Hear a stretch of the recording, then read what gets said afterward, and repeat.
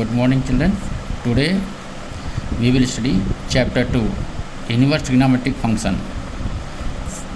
As you know, what is the trigonometry? If you know the concepts of trigonometry, then it is very easy to find out the inverse trigonometric function.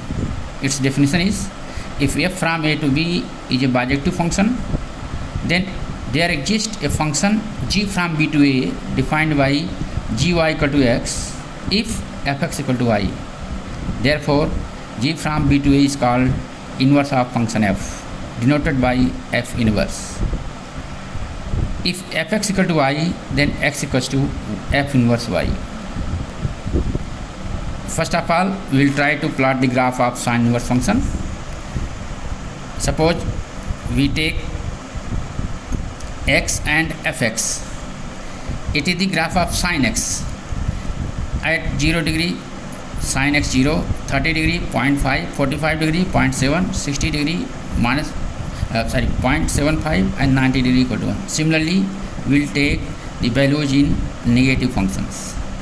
Then graph is like this.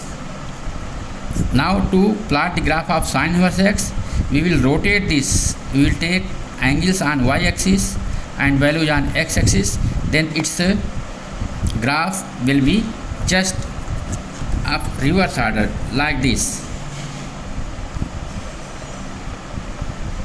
Similarly, we can draw the graph of cos inverse x, tan inverse x, cot inverse x, sec inverse x and cosec inverse x. For this, first of all, we should know the domain and range of the inverse trigonometric functions.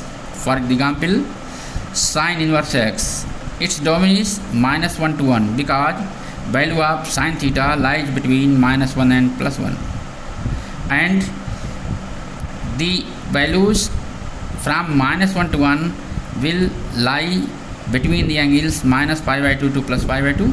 Therefore, domain of sine inverse x is -1 to 1 and range is -π/2 to π/2. Similarly, domain of cos inverse x is -1 to 1 and range is 0 to pi.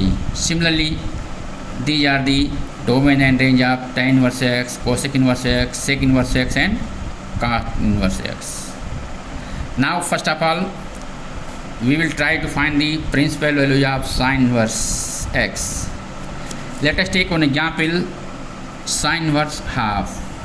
First of all, we know that the sine theta gives 1/2 at degree 13. As range of this is -π/2 to +π/2, so the value of sine inverse 1/2 will lie between -π/2 to +π/2 if theta equals to π/6, and hence principal value of sine inverse 1/2 is π/6. Similarly,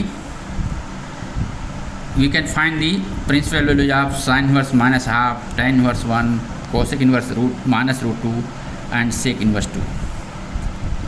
Now some property of trigonometric functions. Sine inverse sine theta equal to theta if theta belongs to -π/2 to +π/2. Cos inverse theta, cos theta equal to theta when theta belongs to 0 to pi. Similarly, it is for tan inverse tan theta, cot inverse cot theta and so on. For example, sine inverse sine π/3 equals to π/3 because π/3 lies between -π/2 to +π/2, and cos inverse cos 2π/3 equals to 2π/3 as it lies between 0 and pi. Suppose you want to find the cos inverse cos 7π/6. It is not equal to 7π/6 because it doesn't lie between 0 to pi. Therefore, we will simplify this by 7π/6 equals to 2 pi minus π/6, and hence it will become cos inverse cos π/6, 5π/6. It is 5π/6 as 5π/6 lies between 0 and pi. Let us take some examples. To simplify, tan inverse √1 minus cos x upon 1 plus cos x. As you know, 1 minus cos x equal to 2 sin square x by 2, 1 plus cos x equal to 2 cos square x by 2. Therefore, if you substitute, we will get tan inverse tan x by 2 equals to x by 2 because it lies between 0 to pi by 2. Similarly, tan inverse cos x upon minus sin x upon cos x plus sin x. First we will divide both numerator and denominator by cos x. We get tan inverse 1 minus tan x upon 1 plus tan x. We can arrange this by tan a minus tan b upon 1 plus tan a tan b. So it is tan inverse tan pi by 4 minus tan x upon 1 plus tan pi by 4 tan x. It will become tan inverse tan pi by 4 minus x, which will become pi by 4 minus x. Similarly, we will need for substitution, if you have the expression in the form of a square plus x square, then we will put x equal to a tan theta or a cot theta. We have a square minus x square means we will put x equal to a sin theta or a cos theta. And if you have root a minus x upon a plus x, put x equals to a cos 2 theta. For the example, we simplify tan inverse x upon under root a square minus x square. We put x equals to a sin theta. So sin theta equals to x upon a. So theta equal to x in sin inverse x upon a. Here if we substitute, we will get tan inverse a sin theta upon under root a square minus a square sin theta, which will give tan inverse sin theta upon cos theta, means tan inverse tan theta equals to theta. There are so many properties we can derive, like sin inverse minus x equal to minus sin inverse x, as sin of minus theta equal to minus sin theta. Similarly, cos inverse minus x equals to pi minus cos inverse x, tan inverse minus x equal to minus tan inverse x. Similarly, for other values. Also, we know sin theta equal to 1 upon cosec theta. If you transform, we will get sin inverse x equals to cosec inverse 1 upon x, cos inverse x equals to sec inverse 1 upon x, and so on. Now, we know one formula, sin a plus b equals to sin a cos b plus cos a sin b. Using this concept, we will derive the relation sin inverse x plus sin inverse y equals to sin inverse x root 1 minus y square plus y root 1 minus x square.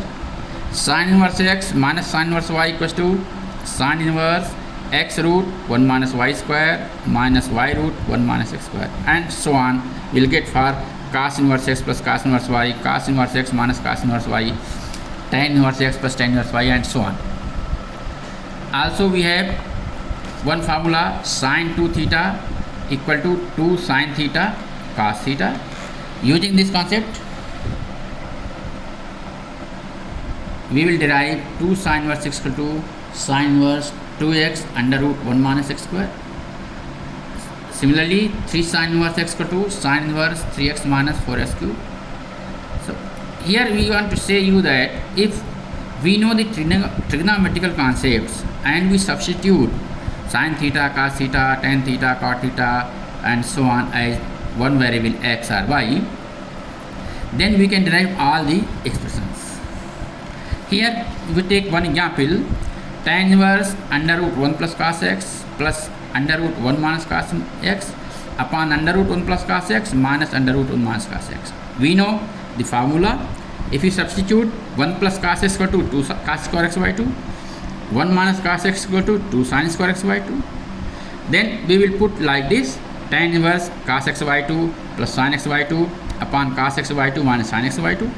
Now again, as previous question, we will divide by cos x by 2 both numerator and denominator. Then we will get tan inverse tan pi by 4 plus x by 2, which will give pi by 4 plus x by 2.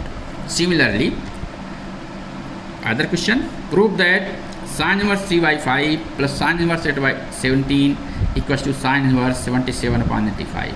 We will use the formula sin inverse x plus sin inverse y equals to sin inverse x root 1 minus y square plus y root 1 minus x square. We will use this formula and prove the result as sin inverse 77 upon 85. Now your homework is to complete the exercises of this chapter from NCERT. Some special questions are these.